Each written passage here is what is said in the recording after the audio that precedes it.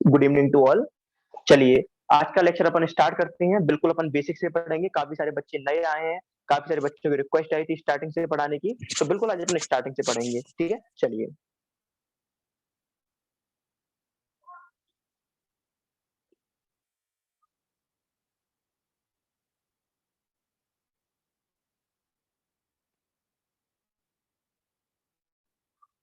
देखिए, अपन बिल्कुल बेसिक से बात करते हैं। सबसे पहले कल हमारे सामने बात आती है रचना शरीर की। ठीक है, तो हमारा आज क्या कहते हैं, आज का टॉपिक क्या रहेगा? दैट इज रचना शरीर। बिल्कुल आराम से पढ़ेंगे, बेसिक है इसलिए मैं बिल्कुल स्पीड ना बढ़ाते हुए बिल्कुल आराम से। दैट इज रचना शरीर। देखिए, बात करते हैं रचना शरीर की। देखिए, रचना शरीर, अगर मैं बात करूं मॉडर्न के एक्सपेक्ट में, तो मॉडर्न में रचना शरीर क्या बोला गया है? एनाटॉमी। क्या बोला गया है इसको? एनाटॉमी। यानी जो मॉडर्न की एनाटॉमी है, दैट इज द आयुर्वेद का रचना शरीर। यानी जो मॉडर्न में जिसको एनाटॉमी बोलते हैं, उसको आयुर्वेद में रचना शरीर बोला गया है। तो सर इसकी परिभाषा और बता दीजिए, इसकी डेफिनेशन बता दीजिए। तो चलिए मैं इसकी आपको डेफिनेशन बता देता हूँ। देखिए, तो सबसे पहले मैं एनाटॉमी की डेफिनेशन आपके सामने लिखता हूँ। तो एनाटॉमी की डेफिनेशन क्या होती है? तो देखिए, मैंने आपको बताया था, the structure the structure of body organs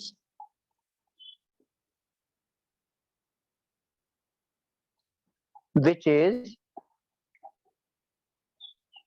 seen by the help of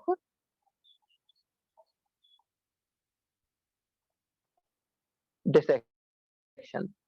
dissection का मतलब आपको पता है, जैसे आप फर्स्ट ईयर में गए हैं तो आपका एक प्रैक्टिकल होता है। ठीक है, अपन क्या करते हैं, एक बॉडी को लाते हैं। ठीक है, एक बॉडी को लाते हैं, उसको लिटा देते हैं,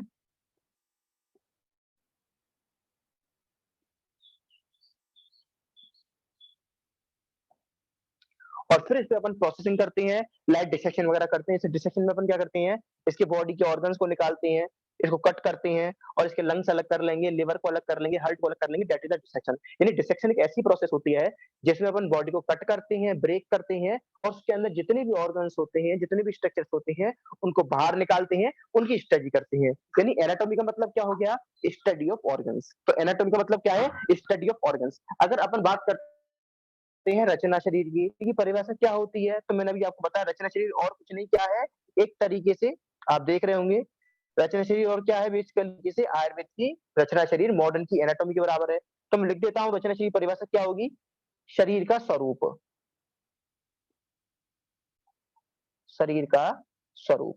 तो अगर अब आपसे कोई पूछ ले कि एनाटॉमी क्या है, तो आपको पता होना चाहिए एनाटॉमी क्या कहते हैं, बेसिकली क्या कहते हैं, the structure of body organs. रचना शरीर क्या है?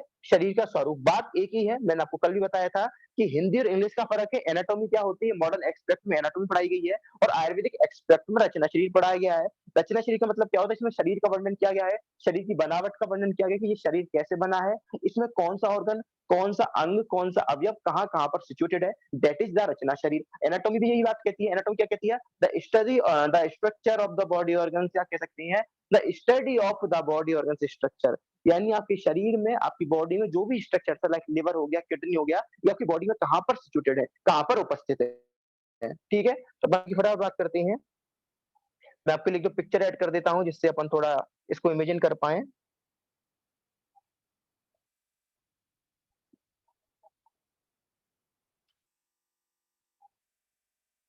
देखिए, आपको पिक्चर दिख रही होगी, तो देख लेते हैं क्या कहते हैं, इसमें एनाटॉमी और फिजियोलॉजी दोनों की परिभाषा दी गई है।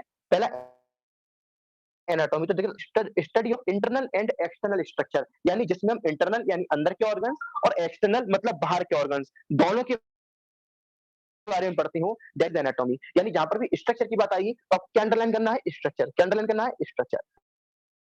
अब देखिए, फिजियोलॉजी में क्या है? The study of living organism perform their vital functions. यानी फिजियोलॉजी में क्या अंडरलाइन करना है? फंक्शंस। तो दोबारा समझेंगे, एनाटॉमी मतलब जहां पर बनावट की बात आ रही है, जहां पर बनावट की बात, जहां पर स्वरूप की बात आ रही है। ठीक है, और अगर बात करें किसकी? फिजियोलॉजी की, जहां पर क्रिया की बात आ रही है, जहां पर शरीर में जितने भी काम हो रहे हैं, जितनी भी गतिविधियां हो रही हैं, उनकी बात आ रही है। That is the physiology. ठीक है, यानी एक बता रहा है कौन कैसे बना हुआ है, और एक बता रहा है कौन क्या काम कर रहा है। यानी दिस इज द, एक तरीके से आप कह सकते हैं, this is the structure and this is the functions. ठीक है? राइटिंग मेरा समय के साथ और अच्छा होता जाएगा, कोई दिक्कत नहीं है, धीरे-धीरे अभी सब चीज़ें नई हैं, तो क्या कहते हैं, अभी से पूरी अच्छी तरीके से उम्मीद है क्या कहते हैं, अभी आपको सब कुछ समझ में आ रहा होगा, बिल्कुल धीरे-धीरे चल रहा है। कल एक बच्चों का ऑर्डर आया था, सर बुक कौन-सी लें? तो मैं आपको आज बुक्स के भी नाम बता देता हूँ, तो सबसे पहले आपको बुक्स के नाम बता देता हूँ जिससे आपकी कन्फ्यूजन है। अगर जो बच्चे हिंदी की बुक लेना चाहते हैं, मतलब जो बच्चे हिंदी में पढ़ना चाहते हैं, लेट हिंदी बुक्स, तो हिंदी के लिए 2 बुक्स हैं मेरे पास। मैं दिखा देता हूँ आपको।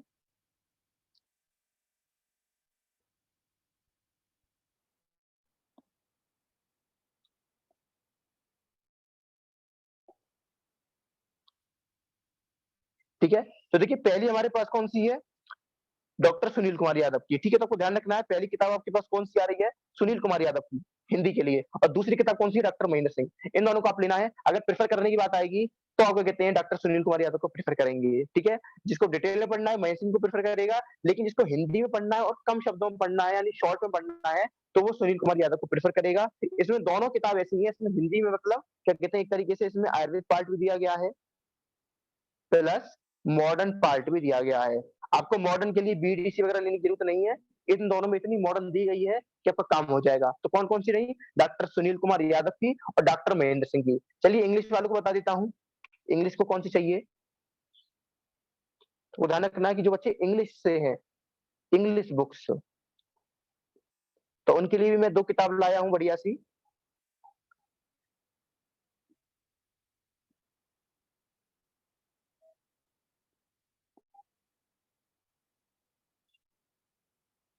ठीक है? देखिए 2 किताब। देखिए पहली किताब है डॉक्टर पी के मॉरन। मैं इधर लिख देता हूँ डॉक्टर पी के मॉरन। और ये जो आपको दिख ही रहा है नाम, डॉक्टर गिरधर एम कंठी, ठीक है? तो डॉक्टर एम कांटी, आपको ध्यान रखना है डॉक्टर गिरधर एम कांटी और डॉक्टर पीके मॉरन, ये 2 किताबें जो इंग्लिश ऑथर की हैं, इन दोनों में भी आपको आयुर्वेद प्लस मॉडर्न दोनों मिल जाएगा। अब तक आज की क्लास में कुछ ज़्यादा बात नहीं हुई, सबसे पहले मैंने आपको रचना शरीर की परिभाषा बताई, यानी जिसमें शरीर का स्वरूप बताया जाए, शरीर की बनावट बताई जाए, दैट इज़ रचना शरीर। अगर आपसे कोई एनाटॉमी पूछ लेता है जिसमें जितने भी ऑर्गन्स हैं, जो शरीर है उसका स्ट्रक्चर बताई जाए, उसकी संरचना बताई जाए कि कैसे बना हुआ है, क्या कहते हैं ऐसा क्या कहते हैं आपको ध्यान रखना है, ठीक है? इसका थोड़ी-सी बात कर लेते हैं। अभी सबसे पहले मैं आपको शॉर्ट इंट्रो दे रहा हूँ, इसके अलावा हमारे पास नोट्स भी हैं, नोट्स से भी अपन पढ़ेंगे। सिंपल ऐसे नहीं कि बस इतने से काम हो जाएगा। अपन लिखकर भी पढ़ेंगे, नोट से भी पढ़ेंगे, लिखकर क्या होता है अपन को याद होता है, ठीक है? लिखकर आपको पता है इसमें मुझे ज़्यादा मेहनत लग रही है एक तरीके से, इसमें एक तरीके से ज़्यादा मेहनत का काम है लिखकर पढ़ाना। क्यों? लेकिन अभी आप लोग नए हैं, इसलिए मैं आपको लिख-लिख कर पढ़ा रहा हूँ जिससे क्या हो आपके माइंड में एक पिक्चर बने। अभी मैं आपके लिए बात पुस्तक की पिक्चर्स लाया हूँ और एक तरीके से सप्त धातु की पिक्चर्स लाया हूँ, तो पिक्चर से क्या होगा एक एनिमेशन से क्या होता है हमारे माइंड में मेमोरी क्रिएट होती है। जैसे हम सिनेमा हॉल में जाते हैं, पिक्चर देखते हैं तो हमको याद हो जाती है। तो उसी तरीके से आज मेरी ये क्या कहते हैं एक तरीके से जब अपन नए हैं आयुर्वेद के लिए, तो एक तरीके से आयुर्वेद को अपन पिक्चर की तरह देखते हैं जिससे अपन को ये आयुर्वेद या हमारे समझ में आए, ठीक है? तो चलिए मैं आगे बढ़ता हूँ और थोड़ी-सी इंटरेस्टिंग बात आपको बताता हूँ। तो कल मैंने आपको सामने एक श्लोक बोला था, तो उस एक श्लोक को मैं आपके सामने लिख कर दिखाता हूँ, ठीक है? चलिए कल वाला मैं आपको श्लोक बता देता हूँ, तो कल मैंने श्लोक बताया था दोष धातु मल मूलम ही शरीरम।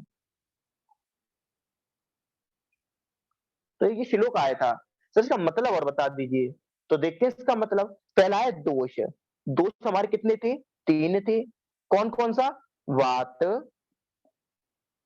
पित्त और कफ। ठीक है? धातुएँ कितनी थी? 7 थी। अभी मैं आपको नाम बता दूँगा। मल कितने थे? 3 थे।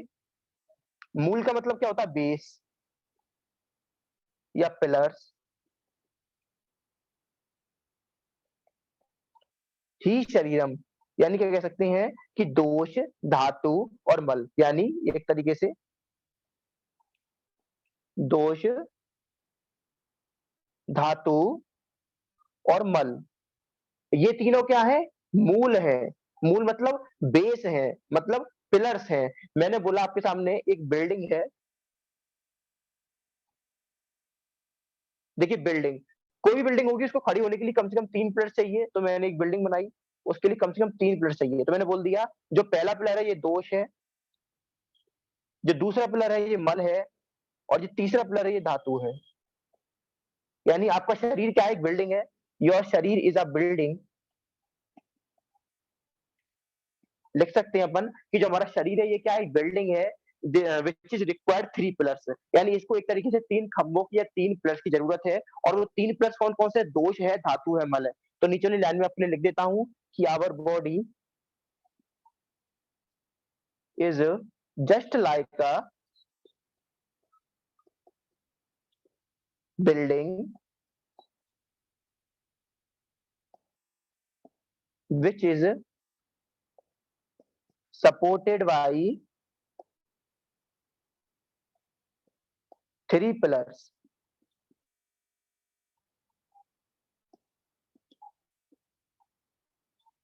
ठीक है? और वो 3 पिलर कौन-कौन से हैं? मैंने भी आपको बताए। पहला पिलर कौन-सा है? दोष है। दूसरा कौन-सा है? धातु है। तीसरा कौन-सा है? मल है। तो इन तीनों के बारे में एक-एक करके पढ़ लें, ठीक है? चलो मैं इनके बारे में एक-एक करके आपको बता देता हूँ। तो पहला दोष, चलिए दोष के बारे में पढ़ते हैं अपन।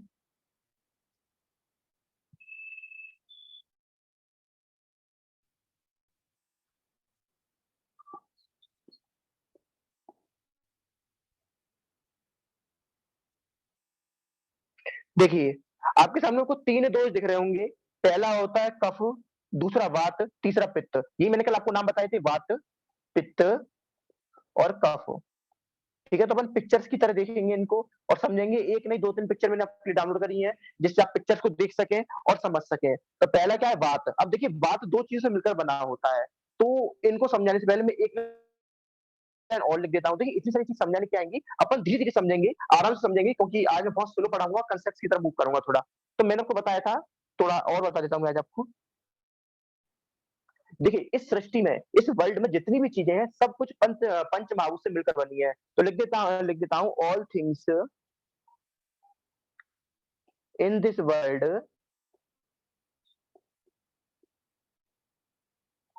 इज मेड अप फ्रॉम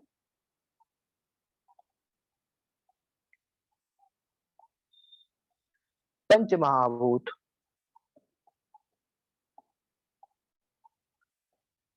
देखिए पंच महाभूत क्या होते हैं? पंच मतलब क्या होता है? 5।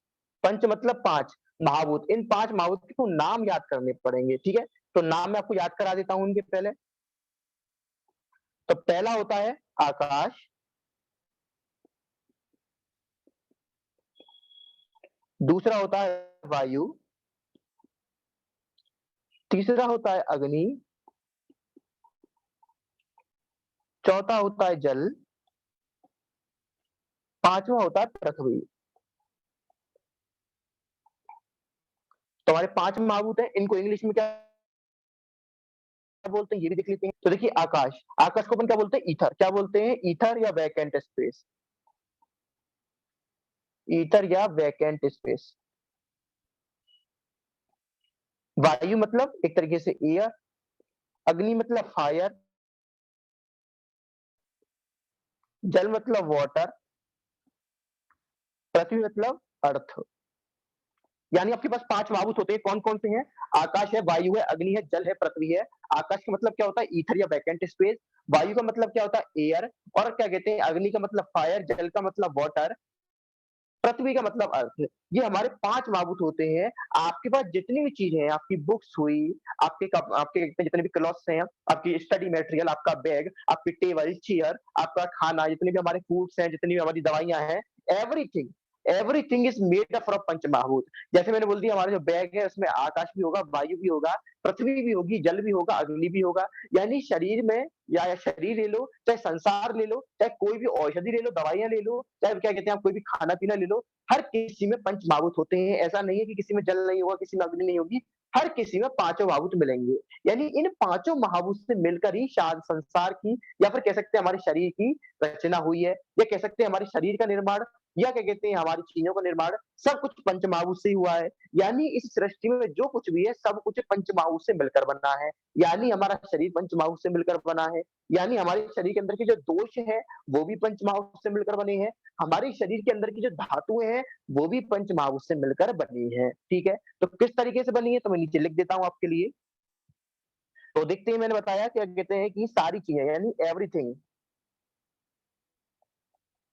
किससे मिलकर बनी है सारी चीजें? फ्रॉम पंचमहाभूत। तो पंचमहाभूत को पीएम लिखूंगा शॉर्ट में, ठीक है? पंचमहाभूत यानी सब चीजें किससे मिलकर बनी है? पंचमहाभूत से। दिस इम्प्लाइज दैट, ये बताता है कि हमारे body, our body also from panchmahabhoot. यानी मैंने कह दिया कि सब कुछ पंचमहाभूत से मिलकर बना है। सब कुछ मतलब हमारा शरीर भी आ गया। यानी क्या कहते हैं सब कुछ के अंदर हमारा शरीर भी आ गया। यानी हमारा शरीर भी पंचमहाभूत से मिलकर बना है। और हमारे शरीर के अंदर दोष भी आ गए, धातु भी आ गई, मल भी आ गई। तो यानी हमारे दोष भी पंचमहाभूत से मिलकर बने हैं। तो लिख देता हूँ दोष, धातु, मल आल्सो फ्रॉम पंचमहाभूत, ये भी पंचमहाभूत से मिलकर बनी है।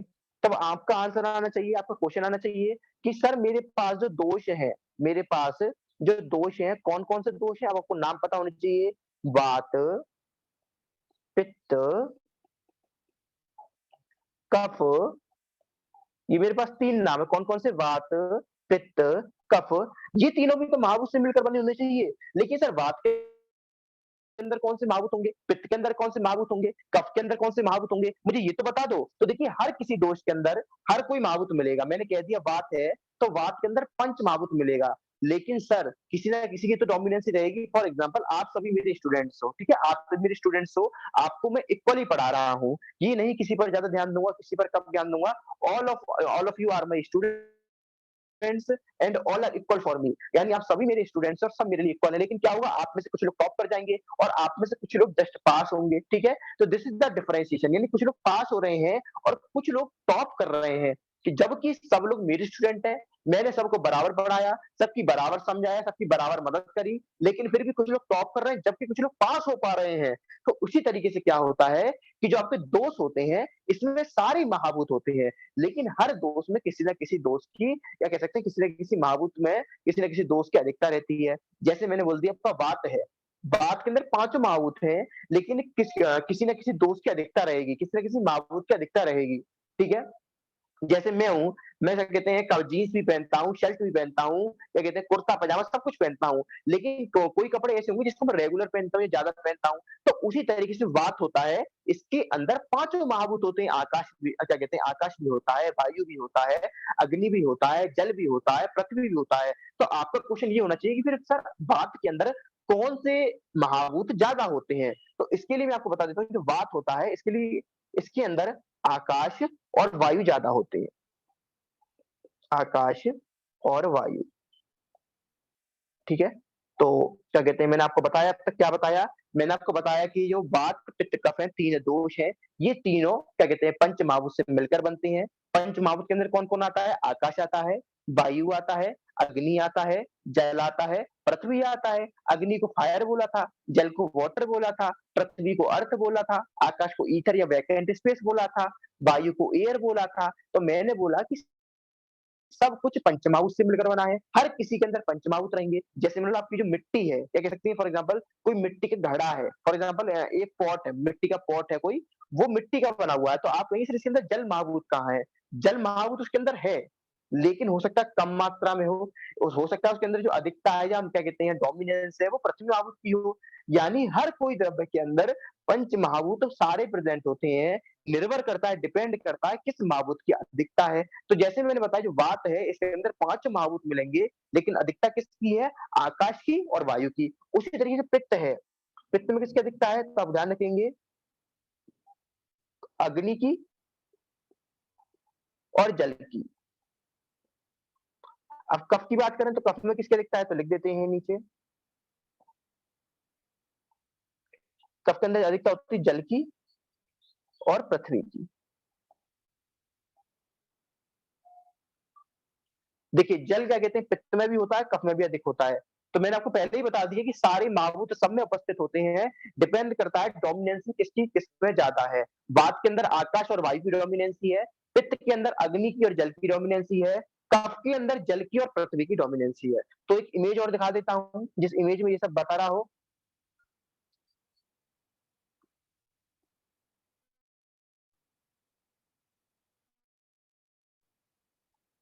देखिए, आपको दिख रही होगी। तो देखिए जो कफ है, कफ के अंदर क्या है? वाटर और अर्थ। वाटर का मतलब जल, अर्थ का मतलब पृथ्वी, ठीक है? वात, वात के अंदर क्या बताया था मैंने? आकाश और वायु। तो एयर का मतलब क्या होता है? वायु। मैंने इंग्लिश में नाम बता दिए हैं आपको। ईथर का मतलब क्या होता है? आकाश। पित्त की बात करें, पित्त मैंने बताया था क्या होता है? जल और अग्नि। तो जल और जल मतलब वाटर, अग्नि मतलब फायर। तो लिख देते हैं अग्नि और जल। तो आपको ये पता हो गया होगा कि कौन से दोष में किसकी अधिकता रहती है। अब ये आपके पदार्थ में भी काम आएगा, क्रिया में भी काम आएगा, रचना में भी काम आएगा। ठीक है? थोड़ा-सा आगे बढ़ जाते हैं अपन।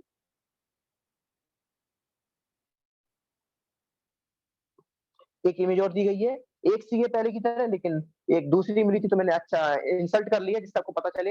इसमें एक नई बात आपको बताई जा रही है कि जो वात होता है, ये कैसा होता है? ड्राई होता है। आगे जाके मैं आपको बताऊँगा वात के गुण। वात कैसा होता है? रफ होता है, रुक्ष होता है। वात कैसा होता है? ड्राई, रूक्ष, रफ होता है। पित्त कैसा होता है? हॉट होता है, उष्ण होता है। हॉट को हिंदी में क्या बोलते हैं आयुर्वेद में? उष्ण। जो कफ होता है, हैवी मतलब गुरु होता है, मतलब भारी। इसी को मतलब क्या बोल दिया गया है? हैवी। यानी आपका कफ कैसा होता है? भारी। आपका वात कैसा होता है? रूक्ष या खुरदुरा या रफ। और आपका पित्त कैसा होता है? गर्म होता है। चलिए आगे बढ़ेंगे, अपन बात करते हैं धातुओं की। धातु मैंने आपको कितनी बताई थी? 7 बताई थी, 7 बताई थी। कौन-कौन सी? रस, दूसरी कौन सी थी? रक्त थी, तीसरी कौन सी थी? मांस थी, चौथी मेद थी, पाँचवीं अस्थि थी, 6th मज्जा थी, 7th शुक्र थी।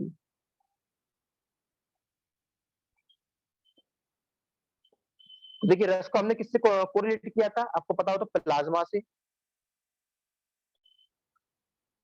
रक्त को किससे किया था? सेलुलर पार्ट से। मांस को किससे किया था? मस्कुलर टिश्यू से।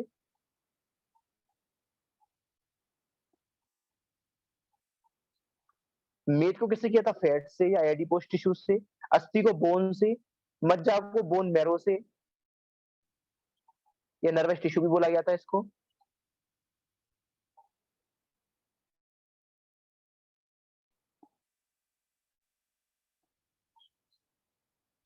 शुक्र को किससे किया था मैंने? आपका रिप्रोडक्टिव टिश्यू से।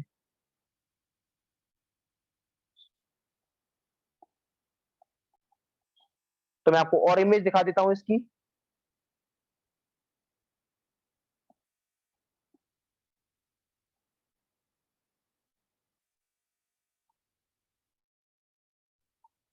देखिए, यहाँ पर सेम बात बताई गई है, लेकिन इमेज से क्या होता है, एक माइंड मेकअप होता है, इसलिए मैं आपको आज इमेज दिखा रहा हूँ।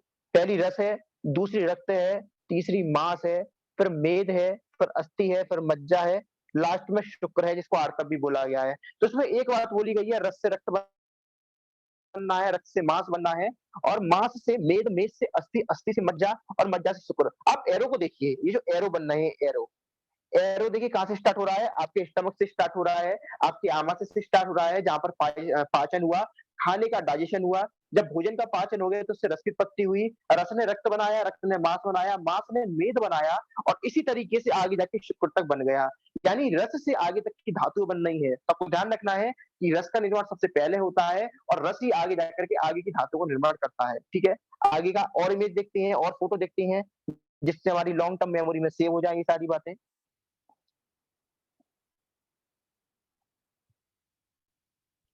देखिए सेम चार्ट यहाँ पर भी है। यहाँ पर देखिए रस, यहाँ पर बस क्या कहते हैं, कुछ इस तरीके से आपका चार्ट चला है। ठीक है? जो आप चार्ट देखेंगे यहाँ पे कुछ इस तरीके से यहाँ पे इसका मूवमेंट हुआ है। देखिए, सबसे पहले कौन-सा है? रस, जिसको प्लाज़्मा बोला गया है। दूसरा रक्त है, जिसको ब्लड बोला गया है, तीसरा मांस है, जिसको मस्कुलर टिश्यू बोला गया है, और चौथा क्या है, क्या कहते हैं, मेद है, जिसको एडिपोस टिश्यू बोला गया है। 5वां क्या है, अस्थि है, जिसको बोन से कोरिलेट किया गया है। फिर मज्जा है, जिसको बोन मैरो से, फिर शुक्र है, जिसको रिप्रोडक्टिव टिश्यू से बोला गया है। यानी रस से रक्त, फिर मांस, फिर मेद, फिर अस्थि, फिर मज्जा, फिर शुक्र। यानी सेम चार्ट है, बस फोटो अलग था। जितने ज़्यादा फोटो दिखेंगी, उतनी ज़्यादा बात आपको समझ में आ रही होगी। इसमें एक बात और दिखा रहे हैं, सबसे नीचे वात है। बॉडी में सबसे नीचे वात को दिखाया गया है, बीच में पित्त को दिखाया गया। देखिए, बीच में पित्त है, नीचे वात है और ऊपर कफ है। अगर आपने थोड़ी भी बुक खोलकर देखी होगी, नहीं भी देखी, टेंशन की बात नहीं है। अभी आप लोग नए हैं, संघ पढ़ेंगे, संघ सीखेंगे इन चीज़ों को और सारी चीज़ें याद कर जाएँगे। ऐसे कोशिश करूँगा जितना हो सकेगा फोटो दिखा-दिखा कर याद कराऊँ। बिल्कुल स्पीड धीरे चलेगी। इन सबका जितना मैंने आज पढ़ाया, अभी मैं क्या कहते हैं, इनको पढ़ाने के बाद पूरा रिवीजन और एक बार लास्ट में आपको कराऊँगा, ठीक है? चलिए, तो सबसे पहले मैंने आपको क्या बताया कि रस से रक्त बनना है, रक्त से मांस बनना है, मांस से मेद बनना है। इसी तरीके से रस से लेके आगे तक की धातुओं का निर्माण हो रहा है। यानी सबसे पहले रस बन गया, रस ने रक्त बना दिया। तो बस आपको इतना माइंड मेकअप कर लेना है, 7 धातु होती हैं, किसको किससे कोरिलेट किया गया है और किससे धातु कौन-सी धातु बन रही है, ठीक है? चलिए, तो अब तक आपको सब मज़ा आ रहा होगा क्लास में। थोड़ी-सी बात और कर लेता हूँ, देन मैं आपके पास आऊँगा बात करने। थोड़ी-सी बात और करूँगा, देन मैं आपके पास आता हूँ, ठीक है? एक आध 2 चार्ट और दिखाता हूँ पहले मैं आपको, ठीक है? तो सबसे पहले एक मल की बात और कर लेते हैं, मल रह रहा है मल, ठीक है? मल और बता देता हूँ मैं आपको, मल।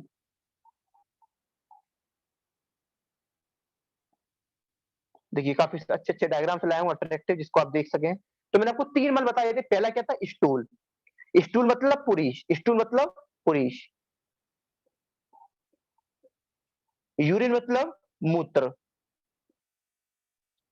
स्वेट मतलब स्वेद। तो मैंने आपको कल यही बताया था कि 3 मल आपके होते हैं, कौन-कौन सा? मूत्र होता है, पुरीष होता है, स्वेद होता है। मैंने आपको बताया था पुरीष क्या करता है, जो आपका सॉलिड वेस्ट मटेरियल है उसको बाहर निकालता है, तो लिख देते हैं इस बात को भी कि जब पुरीष होता है, ये करता है सॉलिड वेस्ट के लिए। जबकि जो आपका स्वेद और मूत्र है, ये दोनों लिक्विड वेस्ट को बाहर निकालते हैं, तो इधर लिख देती हैं।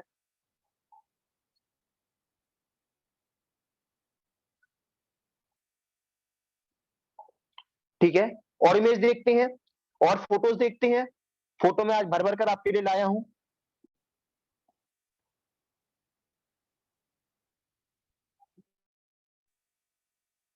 तो देखिए इसमें क्या कहते हैं, पहला पुरीष बताया गया है, फिर मूत्र बताया गया है, फिर स्वेद बताया गया है। स्वेद मतलब पसीना या स्वेट, मूत्र मतलब यूरिन, पुरीष मतलब फीकल मैटर। अब देखिए इसमें लिख रहा है, कुछ लाइन लिख रही हैं, हालाँकि ये क्रिया शरीर का टॉपिक है, लेकिन यहाँ पर आया थोड़ा-सा बता देता हूँ। देखिए पुरीष का मतलब क्या होता है? It provide support and maintain tone of the large intestine. देखिए जो पुरीष होता है, यानी आपका फीकल मैटर होता है, ये मेनली आपका लार्ज इंटेस्टाइन में रहता है और लार्ज इंटेस्टाइन को स्ट्रेंथ देता है, उसको मेंटेन करके रखता है। ठीक है? आप भी जानते होंगे, जैसे जब आप को डायरिया हो जाता है, दस्त लग जाते हैं, तो क्या होता है, हम दिन में एक-एक बार क्या कहते हैं 10 या 15 बार जाते हैं फ्रेश होने के लिए, तो वो वीकनेस हो जाती है। यानी मल का नाम क्या है? मल। मल को मल क्यों बोला जाता है? क्योंकि ये वेस्टेज पार्ट होते हैं, शरीर को मलिन करते हैं। मलिनीकरणात् मलः, यानी जो शरीर को मलिन करे, गंदा करे, वो मल होता है।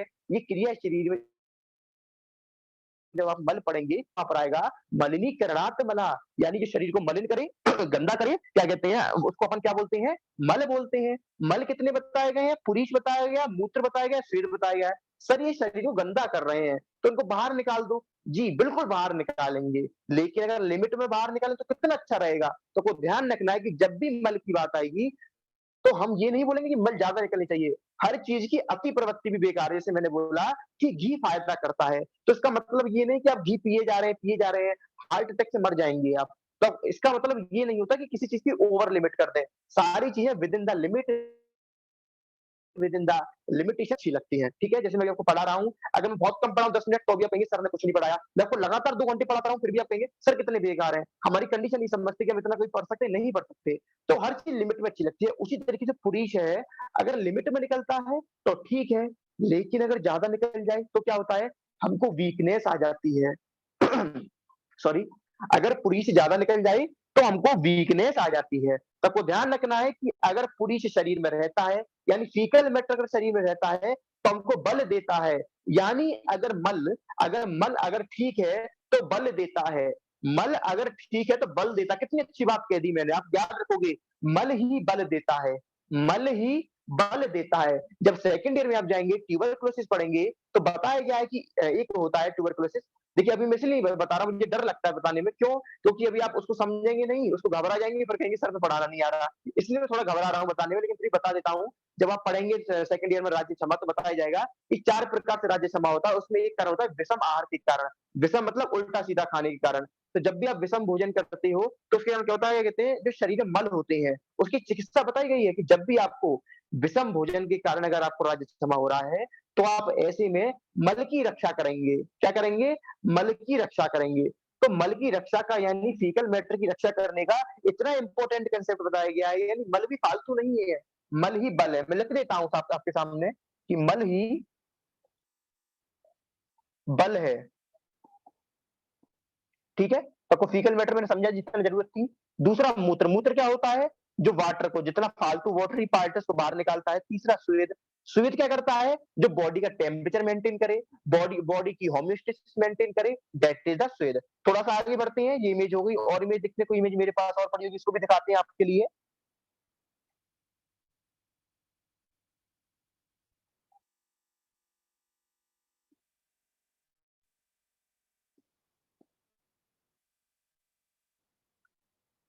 चलिए अभी आज के लिए इतना ही, लेकिन फिलहाल एक एक इमेज और मिल गई है मुझे धातु से रिलेटेड। तो इस इमेज को और बता देता हूँ जो धातु से रिलेटेड है।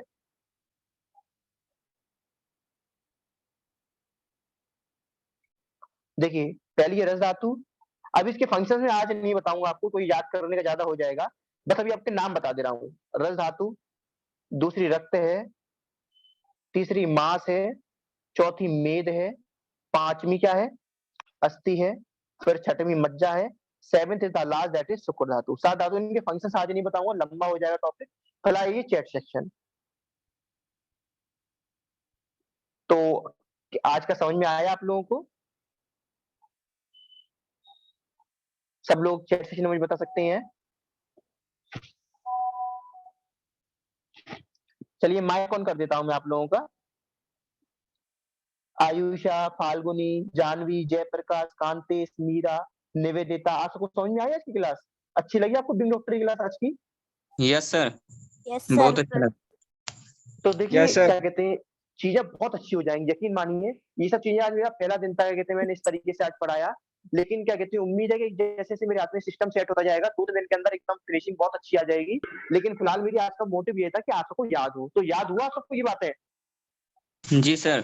Yes sir. तो अगर मैं आप में से किसी से भी पूछ लूँ दोष कितने होते हैं तो आप बता देंगे 3 होते हैं, बात पे कफ। अगर मैं आपसे पूछ लूँ धातु कितनी होती है तो आप बता देंगे 7 होती हैं, रस, रक्त, मांस, मेद, अस्थि, मज्जा, शुक्र। अगर मैं आपसे पूछ लूँ मल कितने होते हैं तो 3 होते मल्टी। हैं। बिल्कुल, बहुत अच्छा। इसी तरीके से यही रिस्पॉन्स मुझे चाहिए और इसी तरीके से अगर आप पढ़ते रहे, तो आयुर्वेद आपके हाथ में, आपकी उँगलियों में आ जाएगा। तो कितने लोग क्या कहते हैं मुझे ये बताएँगे, क्या कहते हैं कोई बच्चा ऐसा जो मुझे क्या कहते हैं ये बता दे, क्या कहते हैं कि धातुओं के नाम कौन-कौन से होते हैं? Anybody else? यस सर, रस, रक्त, मांस, मेद, अस्थि, मज्जा, शुक्र। चलिए बहुत अच्छा। तो आज की क्लास में बिल्कुल, बताइए, बता रही थी आयुषा आप कुछ? रस, रक्त, बिल्कुल, रस, रक्त, मांस, मेद, मांस, अस्थि, मेद, मज्जा, शुक्र। रस चलिए। रक्त मांस मेद अस्थि मज्जा शुक्र। बिल्कुल, बहुत अच्छा। तो देखिए इसी तरीके से अपन याद करेंगे धीरे-धीरे और अपन डेली पढ़ेंगे। इतना टाइमिंग सही है, इससे ज़्यादा अपन नहीं पढ़ सकते। तो क्या कहते हैं इतना अपन पढ़ेंगे, इसके अलावा क्या कहते हैं आप लोगों से यही मेरा क्या कहते हैं रिक्वेस्ट है कि ज़्यादा दिन डेमो क्लास आप लोगों की रिक्वेस्ट आती है, मना नहीं कर पाते। मेन रीज़न यही रहता है क्लासेस के डेमो बढ़ाने का। आज भी डेमो लेने का मेरा मन नहीं था, लेकिन कम से कम 10 बच्चों के मैसेज आए थे कि सर डेमो बढ़ा दीजिए। तो आप लोग जल्दी से जल्दी रजिस्ट्रेशन कराइए, देखिए लिंक है। फीस भी हमने बहुत कम रखी है। मात्र लगभग 10 से या 15 कूपन्स बचे हैं। हमने 50 कूपन निकाले थे, जिसमें ₹100 ऑफ हो रहा था। 10 या 15 कूपन्स ऐसे बचे हैं, जिसमें 100 और ऑफ हो पाएगा। तो आप लोग आज ही अपने कोर्स में रजिस्टर करिए और अगर आपको कोर्स अच्छा लग रहा है प्लीज़, तो अपने दोस्तों के साथ, अपने बैचमेट्स में कोर्स को शेयर करिए। बताइए उनको बीइंग डॉक्टर के बारे में। क्लासेस इससे अच्छी तरीके से ही रन करेंगी। मतलब आज की जो क्वालिटी रही है, इससे क्वालिटी ऊपर ही जाएगी, इससे नीचे नहीं आएगी। इतना मेरा वादा है, ठीक है? बाकी अगर आप में से किसी को कुछ पूछना है, क्लासेस के रिगार्डिंग, कोर्स के रिगार्डिंग, बुक्स के रिगार्डिंग, तो आप पूछ सकते हैं। सर बुक्स के साथ ये सर आप पढ़ाते तो और अच्छा रहता सर। किसके साथ? क्या कह रहे हो? दोबारा बोलना जयप्रकाश। बुक के साथ सर पढ़ाते तो वो भी रहता, बुक में जो देखिए मतलब बुक से जी, रीडिंग बुक से कराते पढ़ाना थे। जी, बुक से पढ़ाना बहुत आसान रहता है, यकीन मानिए। अभी हमने बुक्स के लिए ही नोट्स बनाए हैं। अभी मैंने आज नोट्स से नहीं पढ़ाया, क्योंकि आज बेसिक था। अरे यार ये बताओ कि पहले दिन होगा तो पहले दिन पे क्या आप 10th फ्लोर पे पहुँच सकते हो? पहले दिन पर नहीं पहुँच पाओगे, पहले अपन फर्स्ट फ्लोर पे जाएँगे। अभी तो एक तरीके से नेगेटिव में है। जब जब अपन एमबीबीएस का सिलेबस पढ़ते हैं तो क्या होता है, एक तरीके से हमारे पास प्लस एडवांटेज रहता है कि हम 11th-12th में एमबीबीएस का कोर्स पढ़कर आ चुके होते हैं। तो इसलिए हमको बायो आसान लगती है कि हाँ, हम किडनी एक्सट्रैक्ट पढ़ चुके हैं। लेकिन जब अपन आयुर्वेद में आते हैं तो अपन माइनस में होते हैं। क्यों? हमने क्या पढ़ा है? क्या कहते हैं कि डिसीज़ के लिए क्या कहते हैं बैक्टीरिया होते हैं, वायरस होते हैं। आयुर्वेद क्या बोल रहा है? बैक्टीरिया, वायरस नहीं होते। यानी जब हम आयुर्वेद से पढ़ते हैं तो हमको बेस लेवल से नहीं बल्कि 0 से भी नहीं, हमको नेगेटिव से स्टार्ट करना है। जबकि मॉडर्न के लिए हमको क्या करना है? प्लस से स्टार्ट करना है। तो अभी एक तरीके से हम नेगेटिव में हैं, तो डायरेक्ट अभी मैं आपको आसमान पे नहीं ले जाऊँगा, पहले अपन धरती पे आ जाते हैं, ठीक है? समझ में आई बात है आप लोगों की? अपन क्या कहते हैं एकदम से ऊपर क्यों नहीं जा रहे? अपन बुक्स भी पढ़ेंगे, हाँ नोट्स भी जी पढ़ेंगे, सर। श्लोक भी याद करेंगे, ठीक है? Yes sir. कुछ और पूछना है किसी को? No sir. No sir. बाकी क्या कहते हैं आप लोग आज कोर्स को ले लीजिएगा, क्या कहते हैं मैं आपको आज दोबारा से आपको लिंक मिल जाएगा, सीधा आप कोर्सेज़ पे जाइएगा। अभी ऑफ है अंडर रुपीज़ का 10 या 15 बच्चों के लिए, तो इतने मेरे हिसाब से कुछ बच्चों ने मोस्टली बच्चों ने ले लिया है, जिन्होंने नहीं लिया वो आज ले लीजिएगा, ठीक है? बाकी क्या कहते हैं मिलते हैं अपन कल, ठीक है? तो सर कल के वाले बैच में सब्सक्रिप्शन वाले स्टार्ट होगी सर कि डेमो स्टार्ट होगी?